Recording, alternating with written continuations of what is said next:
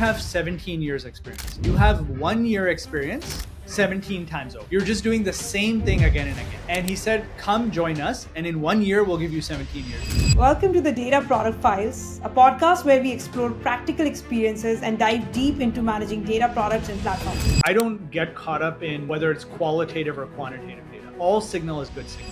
It's useful to understand if your organization wants to operate default on or default off. I am a scaling guy. When you have a product and you need to rapidly evolve it and everything around it, you learn a lot. Ibrahim is the VP of Product at Amplitude, where he's building teams that build products for product building teams. That's my biggest advice to people with AI is don't get caught up in the AI of it. Get caught up in, does this technology let you eliminate certain steps that your workflow is now 10x simpler, or a part of the workflow that you would never have touched is now possible. Given the unique position you have, what strategies have you found effective to help product teams take actionable steps from large volumes of data? In your experience, what are the key elements that are truly needed to build a data-driven culture? Is over a long enough time horizon to be right about serving your users.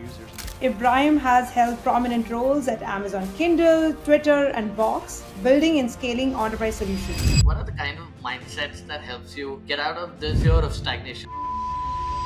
And so that's really been my mindset is how can you find roles internally or externally that give you that exponential learning? Hi, Ibrahim. Welcome to the Data Product Files, a podcast where we explore practical experiences and dive deep into managing data products and platforms. For our listeners, Ibrahim is the VP of Product at Amplitude, where he's building teams that build products for product building teams. Would you want to walk us through your product journey? How did you get into product? How did you navigate your paths to your current role at Amplitude? And what can we learn from your journey? Yeah, well, first of all, Suhas and Richa, thank you for having me. Excited to chat with you guys. As far as my journey into product, I'll try to time box it. I would say I didn't start out my career in product management. I actually started in engineering. So at a young age, I always wanted to build computer games. And I was like, computer science is the degree you need to get to go do that. And, my first couple of jobs were writing software. I wrote radiology software for a hospital. I built e-commerce platforms. And I always found myself as an engineer asking questions about who are we building this for? Why are we building it? How do we know it's the right thing to build? How does the whole thing fit together? And so I sort of approached it much more holistically. And it took me a while and a couple of career U-turns, but eventually I started to realize and recognize through some good mentors that what I really wanted was to shape a product, not just build the bits and pixels of it. And that's what really got me interested in product management, number one. And number two, once I decided I wanted to build products, I really lasered in on where can I learn that craft really well. And I identified not only Amazon as a company that had a good product building discipline, but the Kindle as a product that I was very passionate about. And so I don't recommend this to everybody because it's a very time intensive way to approach it. But I basically made it my mission to work on the product that I was passionate about versus anything else. And I share that story mostly to contrast, I talk to a lot of people who want to get into product and I hear maybe a lot of the wrong reasons to do it, right? Where it's like, oh, I want to be the decision maker, or I want to be the CEO of the product, right? Or I want to have a certain title. And my personal journey is I got into it because I really was interested in solving problems end to end more than anything else. And that's what the role happened to be called. And so I always refer to myself as an accidental PM. And, if and when the day comes where that kind of end-to-end customer problem solving is called something else, then I would be happy to adopt a different title. Sounds good. And Ibrahim, I'll ask a follow-up question to that, which is through this journey, it seems like through your Run the Business newsletter, you share a lot of nuggets. So how did you intentionally collect all these nuggets through the while, right? Yeah, I've always been a sort of an introspective fellow, and B, at very early age, I always wanted to be a writer. But obviously you have to pay the bills and tech pays the bills better than that. But I always am scribbling. I'm always journaling and writing some thoughts and ideas down. And when I worked at Amazon, I really feel like I got an MBA and a PhD in product development. I mean, just the degree of strategic thinking and decision making and data driven approach and speed and quality of decision making was phenomenal. And so the entire time I was there, I was absorbing and learning, but I also felt like, why doesn't this company talk about it more externally? And by the way, now, it's been 15 years since I worked there. They do talk about it a lot more externally. They brand themselves, but Yeah. at the time they were very secretive about their approach to things. Maybe even secretive is not the right word. They just didn't want to spend the calories explaining their thought process externally. They're more focused on delivering value to customers. And so what happened around the time I left Amazon was I actually joined a ideologically different company, Twitter, which at Twitter, people felt like sharing everything. And a lot of times people were sharing the thinking and the strategy behind the company. And so I kind of felt unleashed to talk about my past learnings on the product side. And so I went through a bunch of iterations. Like I would try to share on Twitter, I would try to share on LinkedIn. I even had a blog on Quora, of all places, for a while. And eventually I realized, all of these platforms, you're kind of playing by the rules of the platform. I think one of the most annoying situations for me was Quora just decided to like hide their blogging feature one day. So like discovery was lost. I couldn't even find my own blog, and it got really annoying. And so I kind of made a mental note. I want to keep writing, so I would just kind of write in Google Docs for myself. And I was like, one day, if it's easy enough to publish, I will. And so during the pandemic, I not only upped the writing, but somebody introduced me to Substack. And it was just so easy and joyful to publish. And I felt in control of my content and my distribution. And that's really, I would say, a very important product lesson is if you can remove friction, people will do more of the thing you want them to do. And so I've enjoyed for the last 4 years really just controlling what I publish, when I publish, how I want to publish. Early on, I used to get a lot of feedback of, who is your niche and who are you writing for and how are you going to monetize? And I'm like, this is for me, right? And slowly but surely, I think there turned out to be more me's who wanted to read and consume. And now that I have an audience of almost 10,000 people, I can iteratively and collaboratively sort of steer where the ship is going. And, I don't have to agree with everything. Sometimes I get ideas to do things that don't resonate with me, so I don't. And sometimes I'll come up with ideas and experiment, and some of them work and some of them don't, right? So I created a 5-minute podcast that did well. I've started a video series that does well, but sometimes I'll do things that just fall flat, and I'm like, okay, experiment, move on. So yeah, hopefully that answers your question. But I've always kind of had the itch to share what I'm learning, and I think that's how you improve your craft, right? I apply that thinking also in my day-to-day product development approach, which is anytime I have an idea, the first thing I want to do is I want to write it down and I want to share it with people so they can dissect it and debate it with me, because I think if the idea is good, that debate will make it more powerful. And if the idea is nonsense, that debate will quickly lead you to a parking lot and move on, right? Super interesting, Ibrahim. And given that we're on the topic of your personal career, there's just one more question that I have for you. You've often talked about the importance of lateral career moves, right? Looking at opportunities in unexpected places. I always thought, okay, how do you really assess if a lateral move is the right one? What are the kind of mindsets that helps you, get out of this fear of stagnation that's always there when you look at these kind of moves? I had this boss once who had built a successful company, and he told me one day somebody came along and offered to buy his company and make it part of a larger portfolio, and he would learn some scaling things. And he told the guy, well, why would I do that? Because I'm very successful as the CEO of my own company. I think he said like 17 years experience. And he said the people who were proposing to buy his company had a very interesting response. They said, you don't have 17 years experience. You have 1 year experience 17 times over. You're just doing the same thing again and again. And he said, come join us. And in 1 year, we'll give you 17 years experience. And so that's really been my mindset is how can you find roles internally or externally that give you that exponential learning? And so if you look at my career, sometimes people look at it and they're like, oh, are you a hardware guy or a software guy? Or are you a consumer guy or a B2B guy? And I'm like, you're missing the common thread, which is I am a scaling guy, which is when you have a product and you need to rapidly evolve it and everything around it, you learn a lot about the market, about your user, about your technology, about your process, about your people. And so if you look at my career history, whether it's the Kindle business at Amazon or Twitter or Box or now Amplitude, all of those companies were going through a significant scaling motion. And I find that is where things break and that is where you learn the most. And so that's my advice when you're looking at lateral moves is, am I going to get sort of high leverage, high rep learning or not, right? And it's very easy within existing roles or even lateral moves to plateau. And so that's how I look at it. I don't look at it from the perspective of titles or number of direct reports or charter or any of that. It's just, am I going to get learning reps? But again, that's my own mindset because I'm always interested in learning, and I'll acknowledge it's a very privileged place to be focused on learning, right? Earlier in my career, I was less focused on learning. Earlier in my career, I was focused on I need to make more money than my expenses, right? It was more of an existential approach. And so I would say use your career to get to a point where you have the agency to focus on learning. And then once you arrive at that point, make decisions based on what you're going to learn and how you're going to learn.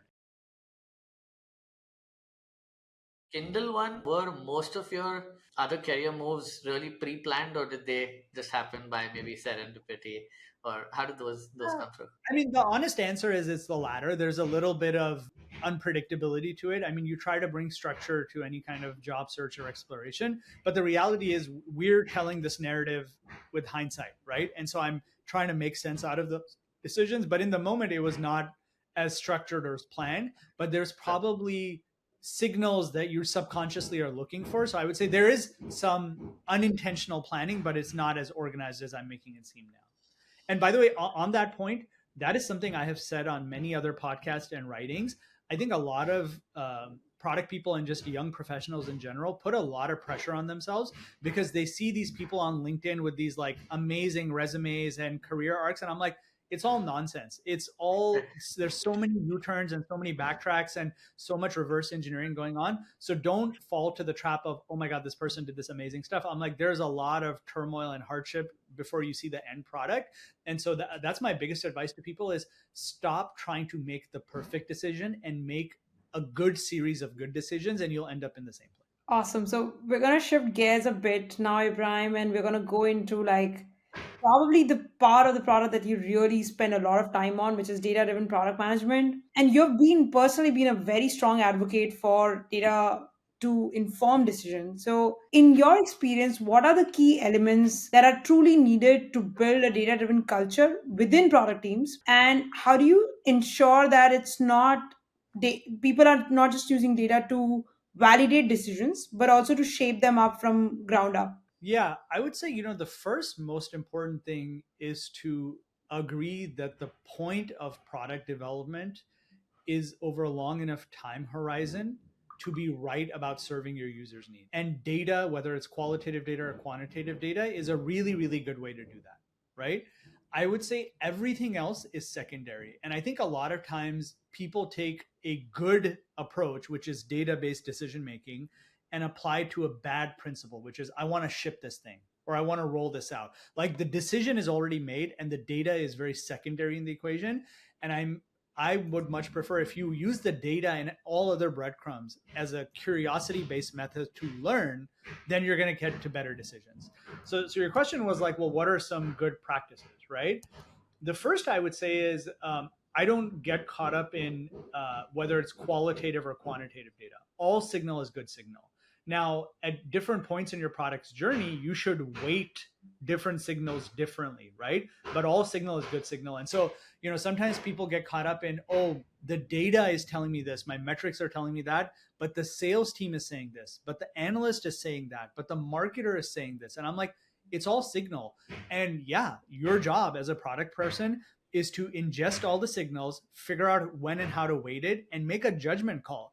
If you want it to be a very simple formula of like data in and decision out, it doesn't work that way, unfortunately, right? And so I think you have to be comfortable with some ambiguity around the decision making. But number one is blend qual and quant into your decision, right? There's no better or worse. Number two, I would say the easier you can make it for the product team and any and all decision stakeholders to have first party access to the data, the better, right? So everybody should be able to understand the metric. Everybody should be able to explore the data behind it. Everybody should have access to customer research, right? In fact, if you think about some of the companies that are the most product led or most customer obsessed, let's take Amazon as an example, they actually have institutional rituals that force even the most senior leaders to get exposure to customer data regularly, right? What do I mean by that? At Amazon, I remember when you get promoted to principal level, right? Doesn't matter your function, principal PM, principal engineer, principal customer success rep, you have to spend time in the call center. You have to spend time in the fulfillment center because that is as close to the customer as you're going to get, right? And I think one of the weird traps of leadership is the further up you go on the career ladder, the further away you get from seeing day-to-day customer interactions. And so you start to make decisions based on pre-existing patterns of user behavior and not what's actually happening in the market now. So that's long-winded way of saying number two is you want people to have direct access to qual and quant data. The third thing I'd say is legibility is really important.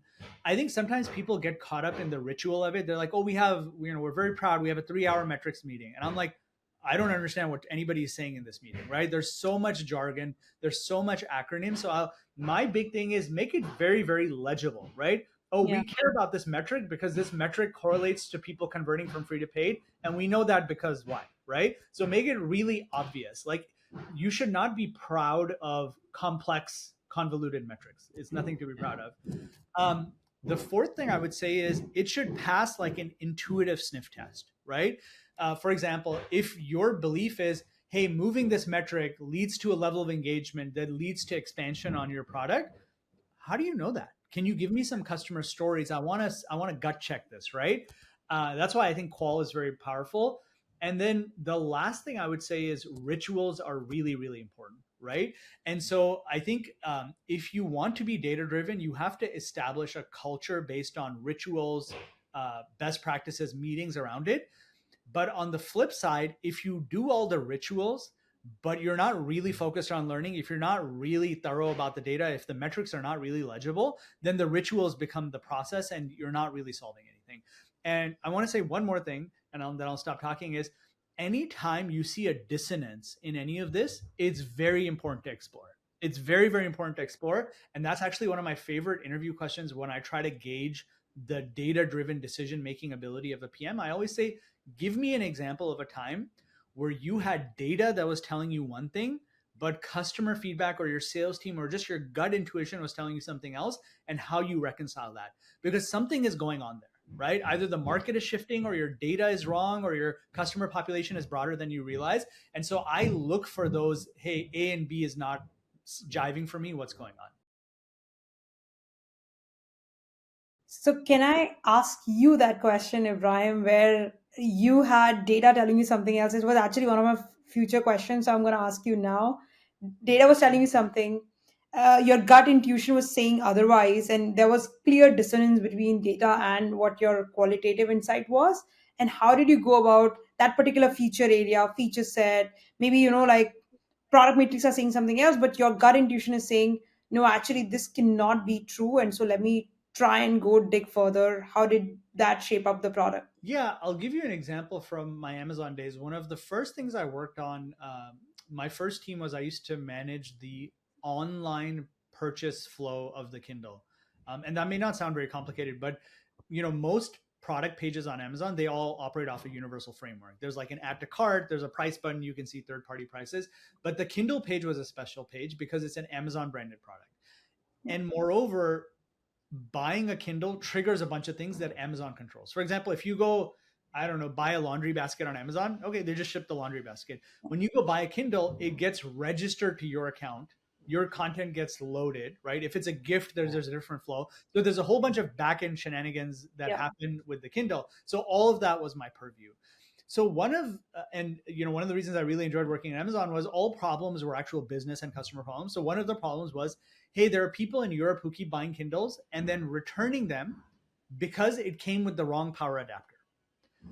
And we have an international power adapter, but the standard device comes with a US power adapter.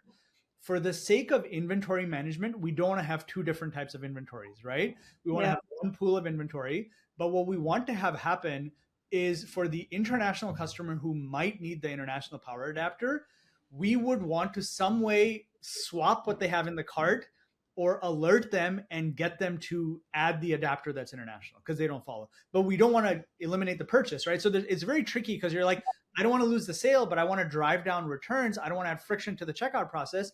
And so, the order pipeline in Amazon is a very sacred thing, right? And so me coming in new, I was like, okay, what we're going to do is when you add the Kindle to your cart, if you're in this list of European countries, we'll throw up a modal and we'll be like, hey, FYI, maybe you want to add an international adapter because you don't want to end up with the wrong adapter. And they actually had a customer experience review team who was like, no, we're not doing that. That doesn't make any sense. It's going to create a bunch of friction. And they actually asked a bunch of questions that I hadn't even thought of, which is like, you're going to add latency to the checkout process. There's another error scenario now. What happens if the service that does that fails? Blah, blah, blah. And so we actually had a pretty deep debate around, is it okay to add friction to the checkout process? Because there was a fundamental belief that over the almost 2 decades of orders at Amazon, it was like no friction is the right call, right? Yeah. But for this particular scenario, it was like, is some friction okay? And so we actually ended up, the data and the intuition were saying different things, which is people were returning European Kindles at record numbers. And so we actually ended up, after a lot of debate and a lot of technical wizardry, building a solution that would dynamically swap out the product in your cart if certain criteria were met and we were probabilistically certain that that was the right thing to do. And then we included a message saying, we have done this on your behalf. But at the time, it was very precedent setting. Now, things like that will happen. You may add the card and go and then come back 2 days later, and you'll notice messaging that says the price of the item has changed, right? So that type of messaging in your card and checkout was very new at the time. And so that was sort of the compromise we ended up at. But I would say the reason I think those examples are so rich and powerful is it really forces you to think, what are our product principles? What do we believe is sacred? And what would we be willing to compromise on? And I think often times what happens is like data can get you to the point where you want to start having those conversations, those debates around fundamentally what do we really believe, do we add friction, do we not add friction, but eventually to convince yourself you cannot go far with those kind of decisions with just data. You have to have more qualitative information around how we should operate versus not, right? Because then data would follow in future, and maybe that precedents have helped others kind Yeah. of do a similar journey. I'll add one more thing. I think it's useful to understand if your organization wants to operate default on or default off. Meaning, do we go ahead with what we want to do unless the data shows otherwise, or do we hold back until the data shows it's the right thing to do? And it doesn't have to be a universal decision. It can vary from release to release and experiment to experiment. But I find that's a very powerful thing to agree on upfront, because when you're in the moment, in the war room, is not a good time to be like, what do we actually believe, right?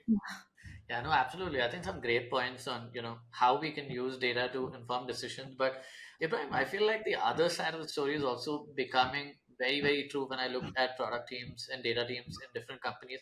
The world we live in today, there's just so many data points that are being collected. There's so much data that's being generated that I feel like data overload is becoming a real challenge for product teams. Lots of them stuck with problems of analysis and paralysis. Given the unique position you have, what strategies have you found effective to help product teams take actionable steps from large volumes of data without really getting bogged down on where do they really get started?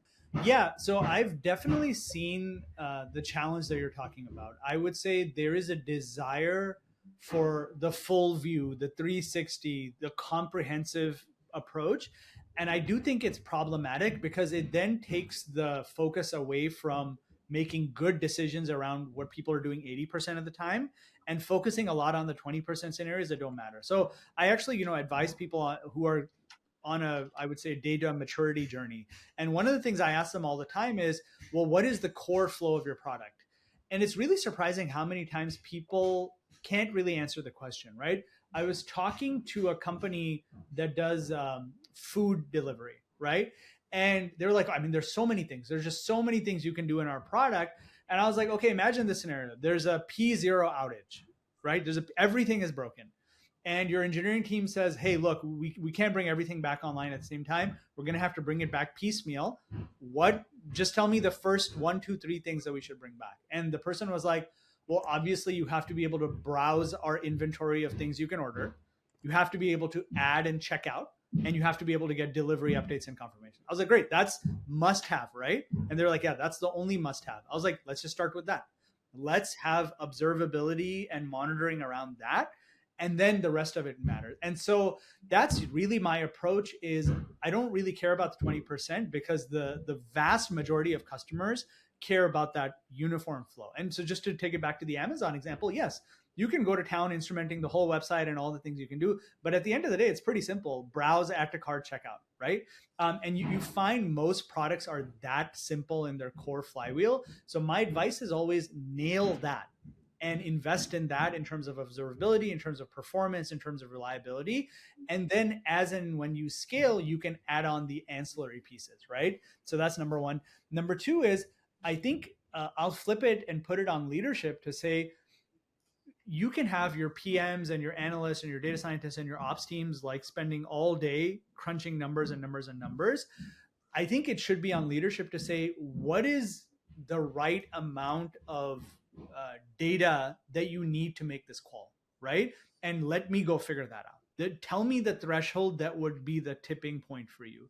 And you see examples of this, right? People will say, hey, we're launching a new add-on product. I want to know that 10 existing customers would pay money for this before I would invest further. Great. That's a very clear bar. Now, it's on leadership to articulate a clear bar and also be right about the threshold, right? But I think to give a break to all these people who are drowning in data, it would be nice if leadership could be articulate about, this is the threshold I'm looking for. That would give me confidence to move to the next gate of the decision. Very interesting. I'll say it another way. I think sometimes leaders use data as a crutch to not make a decision.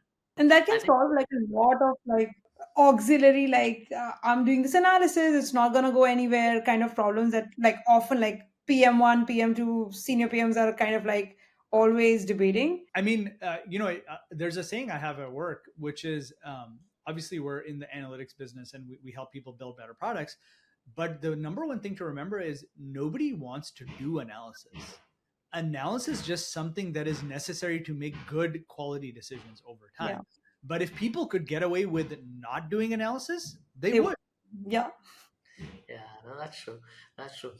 Folks, just jumping right into the third section. I think, given the times we live in, the podcast, especially around data and AI, would go without chatting around how do we really leverage AI in building products as well as in the product management craft. So, Richa, maybe I'll start with the product management side, and then you can come in with the product side. But if I'm one interesting question on a very personal level, right, on your day to day, I'd really love to learn where exactly is AI being integrated into product management, right? So what are some key areas where you see AI really providing value for PMs today? It could be from a day to day, it could be, different practices, but really want to know on a day to day, how does it help you? Yeah, I would say if you just step back, there's really two buckets of work PMs do. And it's, when PMs are sort of venting, they tend to talk about these two buckets.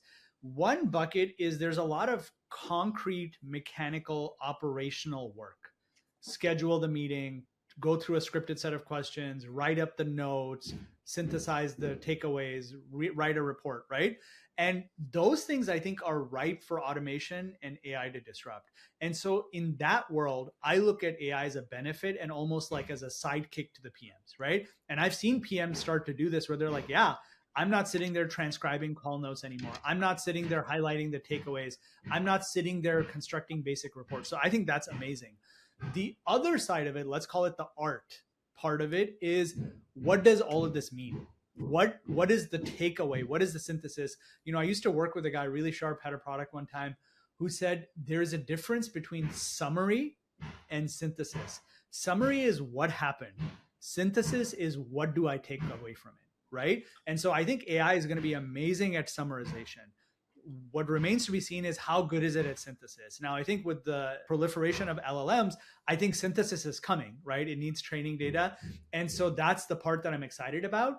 But I think it's still early days to figure out how good is it at certain types of synthesis. But I'm waiting for the day, I'll give you an example from my own day-to-day is a lot of times people will send me a chart and they'll be like, look at this, amazing, right? And I'm looking at it in Slack and I'm like, I don't see it. I'm missing it. I don't know what you're talking about because you live in it. So when you see a micro shift, you can tell, but I don't. And so that's what I'm hoping AI will get to is AI will be like, this is the big red button. This is what you should be looking at in this needle in a haystack, right?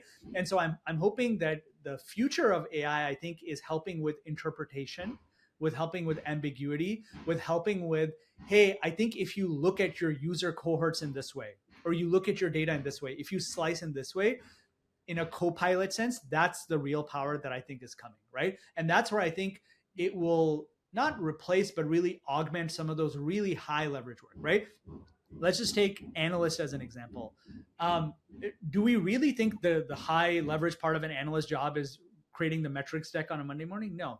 The really high leverage part of an analyst job is we're like, oh, we're seeing a spike for the first time ever. And you know what a really good analyst will do? They'll be like, oh, split it by US versus rest of the world. Or, oh, there's a holiday going on here. That's what's going on here, right? Or we did a lot. And analysts just like, they know it as second nature, right? I actually used to work with an analyst where I observed this guy for like a year. And then I actually wrote a doc that was like, these are the go-to things he does that every time tried and true, right? It's like, it's almost intuitive for him. And so that's where I'm looking for AI to get to, is to be like, look, this is, how I would sort of at an intellectual level approach this problem. It also aids a little bit more on like research. So like if you have to drown yourself in like product documentation of other products that you're working with, aids a ton. Like I personally benefited a lot from like not reading through a lot of Salesforce documentation in my job. But yeah. But you know what you can't replace is, let's say there's just to carry that example, let's say there's an analyst and an AI, and they're equivalent in terms of intellectual horsepower and experience. Yeah. You're still limited by the quality of the questions you ask them, right? And so I think that's the part that still remains to be seen, is how do you educate the average PM to ask really interesting, insightful questions? That's true. Right. The more you poke, the better you get, but you need to know how to poke. Yeah. And that how to poke comes from experience, right? I'll actually shift us to the other side, which is like building features that actually involve AI. And Ibrahim, since you work around product analytics, Yeah. uh, BI in general, intelligence in general is getting disrupted. Product analytics would be a subset of that. So, where do you see like some of the table stakes features have come in, and where PMs who are working on business intelligence analytics products can actually differentiate using AI? Yeah. So to go back to my prior analogy, I think some of the mechanical stuff is going to be disrupted very quickly. So let's assume nobody wants to sit there organizing data. Let's assume nobody wants to sit there creating charts. Nobody wants to sit there summarizing. So that stuff should be table stakes. The tools and the apps should just do that for you, right, out of the box. I think where innovation is going to come is there are gaps in my data. Can we algorithmically, using AI, using heuristics and past data, fill that in, right? I have an experiment that hasn't reached statistical significance, but could I model my way into what the result would be if I did reach statistical significance, right? I'm looking at data that doesn't make any sense. Can you help me? Can you guide me into different ways to slice and dice this data? And so I think that's where innovation is going to come from. The other thing I would say is recommended actions or next best actions. A lot of times you have the data and it's like, okay, it's just a question of what do I do with it, right? And so AI being able to say, look, here's past stuff that I've looked at, and this is an analogous situation, and this is what you should do, or we don't know what to do, or almost assign probabilities to, look, these are the recommended courses of action, but this is what has to be true in order for it to net out this way, I think is also going to be really, really powerful.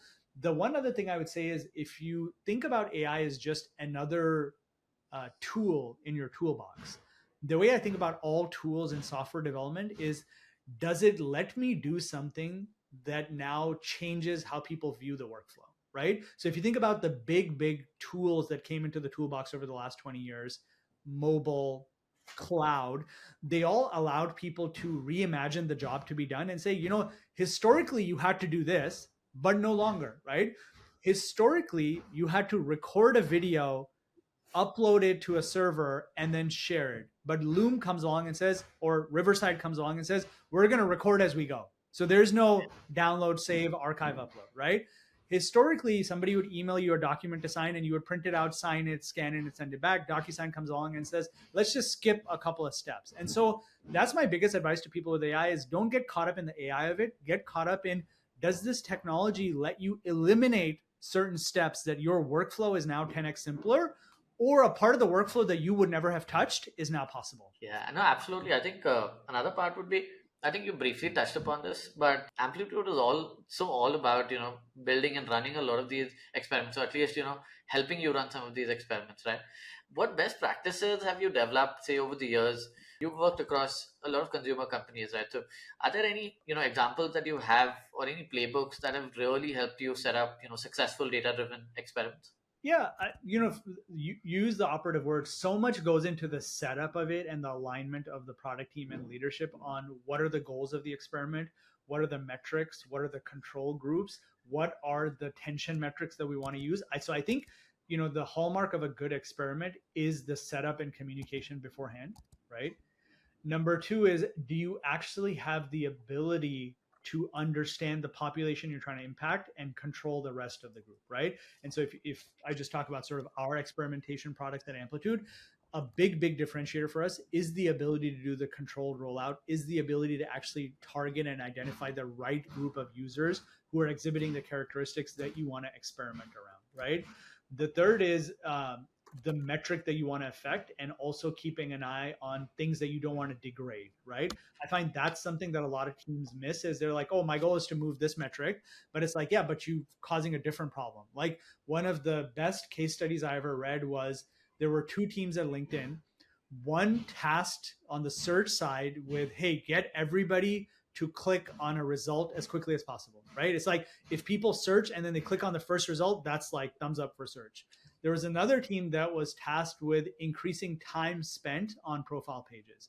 And they're actually working at odds with each other, right? One team is trying to drag you into spending more time on a profile. One team is trying to get you to find the profile and move on and send a message or whatever, right? Exactly. And so I would say having control metrics is good. And then the last thing I would say is, not even quantitatively, but qualitatively being able to explain, hey, what's a reasonable time horizon or duration when I would expect to see an impact, right? I mean, the number of times people do a release and they're like, oh my God, it's been 2 hours. Has it changed our world? And it's like, is that a reasonable amount of time to expect impact here, right? Where do you see, Ibrahim, people generally going wrong with experiment planning and stuff? And both from like an individual contributor who's trying to run an experiment, their worldview is limited to their charter, and Yeah. then a leader who's like trying to orchestrate multiple products, multiple sub products together. It's the thing I mentioned earlier, is they get caught up in the ritual versus the learning. And so what ends up happening a lot is like, yeah, what they have is a controlled rollout process, but they're not actually gating anything. They're like, yeah, we started with 1%, then 10, then 100. And I'm like, that's not experimentation, right? That is just controlled rollout. The other thing I Yeah. would say is sort of not an not an A/B test, but an AA test. You're like, there is nothing definitively different about these two different versions. You just have two slight tweaks on the same version. And so what are you really testing, if anything at all, right? And is there a specific ritual? Is there a specific process that you have implemented, say at Amplitude, which lets people review data regularly in a more productive manner, rather than just coming to a meeting and just talking about it? Yeah, I would say the biggest, highest leverage thing we've done at Amplitude is up leveling the baseline understanding of our core metrics and why they matter for everybody: product, engineering, data science, go to market. And so when everybody's operating off the same playbook, you're probably approaching problems the same way and interpreting things the same way. And if you're not interpreting things the same way, at least you're operating off the same data and you can have a richer discussion.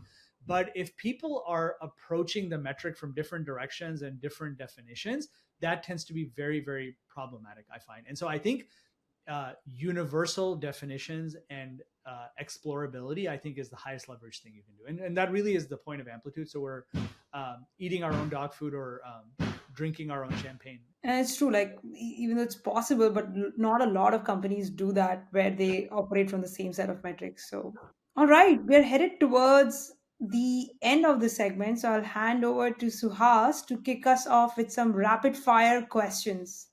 Yeah, So, this is a Ibrahim, fun. don't think too much about it and then go with the flow. Over to you, Suhas.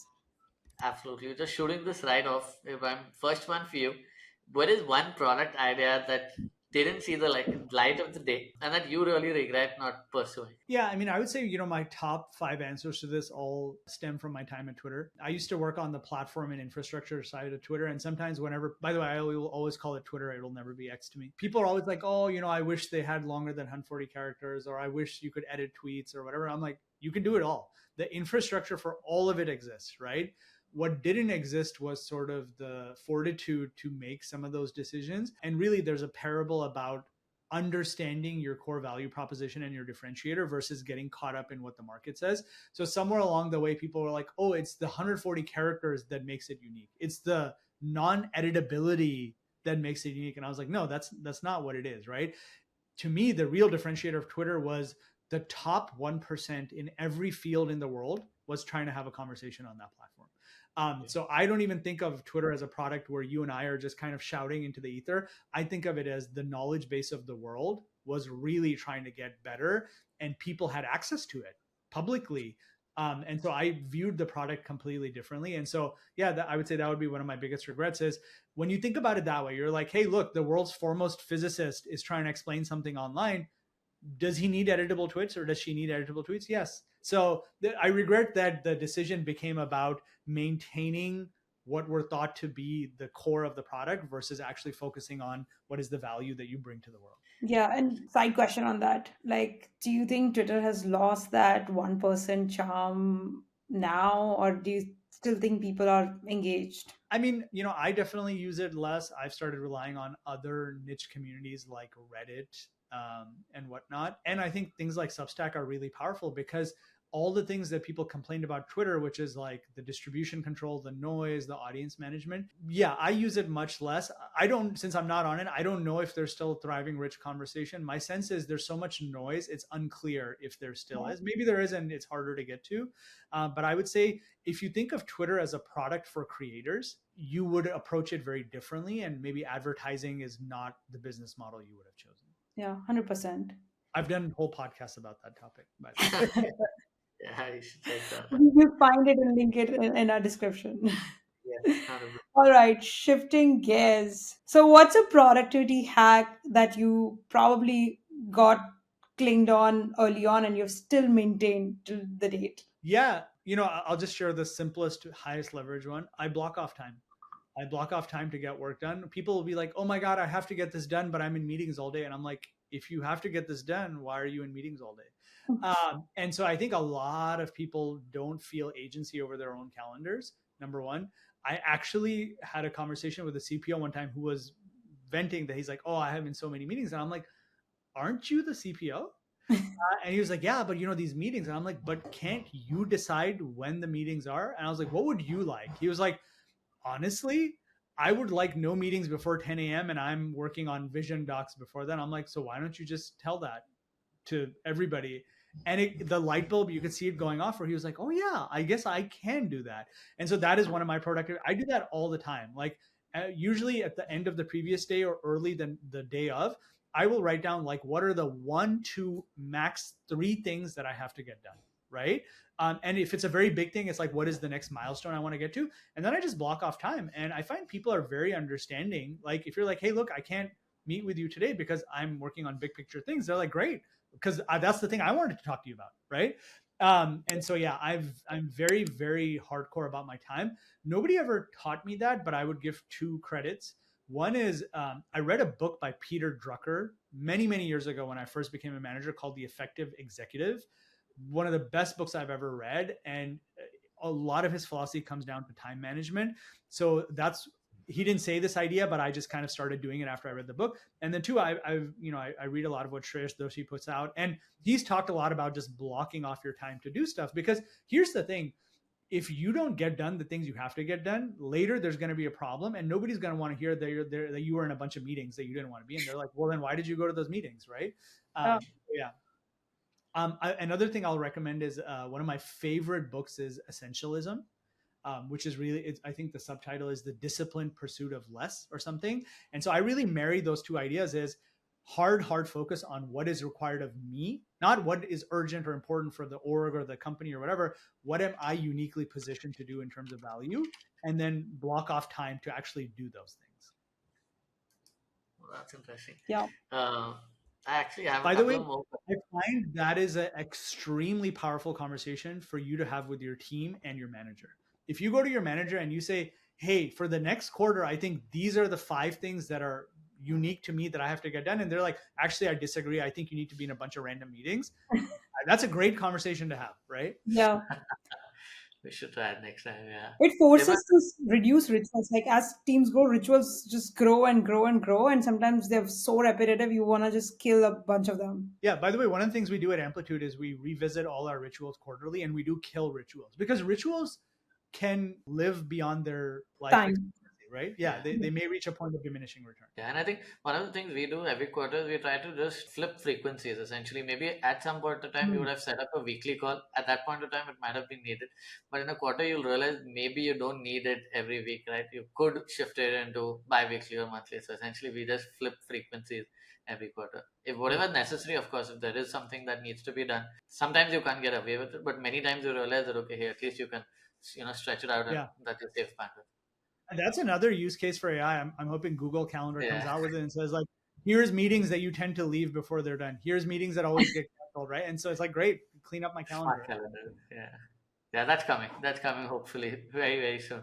But Ibrahim, the next one that I have here is the Mythbuster section. Essentially, if you could eliminate one product management myth forever, which one do you think this one would be? It's really funny. I used to fall into that trap of PM as CEO of the product. And I actually took a role at one point that was described as CEO of the product. Here's the funny thing. If you're the CEO of the product, then you should be able to change the pricing and packaging strategy. You should be able to change the marketing messaging. You should be able to change how the sales team talks about it. You should be able to change comp incentives. You should be able to change which campaigns you're running, but you can't. Yep. So you're not the CEO of anything. You are very much a cross-functional leader who plays a critical role, but you are not the CEO of anything. What I will say is CEOs of startups tend to make good product people because they think cross-functionally, because they're intimately connected to the customer problem. So there is overlap in the mindset. But anybody who's like, I want to be in product because I'm going to be the CEO of the product, that's a bad idea. You're in for a rude awakening, I would say. You want to maybe start up at some point, but not be the CEO. I have one, probably the last question, which is uh, from your own Substack, what is your favorite run the business framework that you often go back to?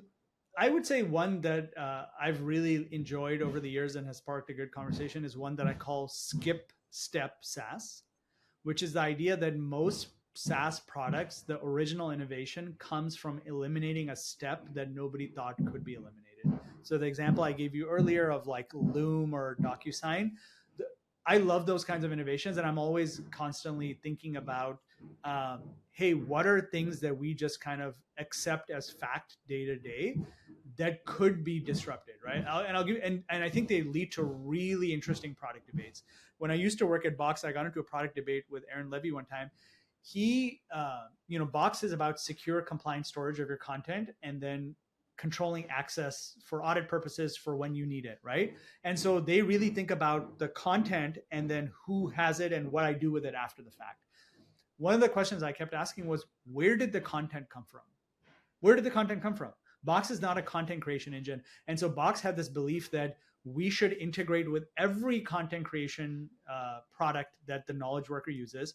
So we were very proud of the fact that we integrated with Google Suite, with Microsoft Office, even with the Apple products. And you could sort of natively edit and use them in Box. And then it took care of the versioning and whatnot, which is great. My question and my challenge was, what happens when people start creating products that have an exhaust of content, but you don't need to actually store the content? Does that make sense? Where do you store your Loom videos? Where do you store your DocuSign documents? You don't, it's not part of the workflow. It gets taken care for you automatically. And so that was one of the things I brought up was I actually believed and still believe that in order for Box to have even longer term market share, it needs to control content creation of a certain sort, right? And obviously there is documents, there's audio, there's video, etc. But I love asking that workflow question: is what about your workflow could be fundamentally disrupted? And I came up with a cool term, which is skip step SaaS. Love it. And I think the parallel in the data warehouses, they have the highest value among the entire stack because that's where data gets created and stored. That's the fundamental kind of like differentiator or value creator for people. Love it. Skip steps SaaS. I'm going to use that as well. Thank you so much for joining us today. This was absolutely awesome. Lots of interesting tidbits through and through the conversation, and we hope the practice of data product management is something both of us have been passionate about. And in the years to come, I know with folks like you and the others in the space, we're just going to be exploring in this. So thank you once again for joining us today. It was absolutely awesome. Awesome Absolutely. Thank chatting you with you. both. Yeah, no, thank you both for hosting me. It was such a fun conversation.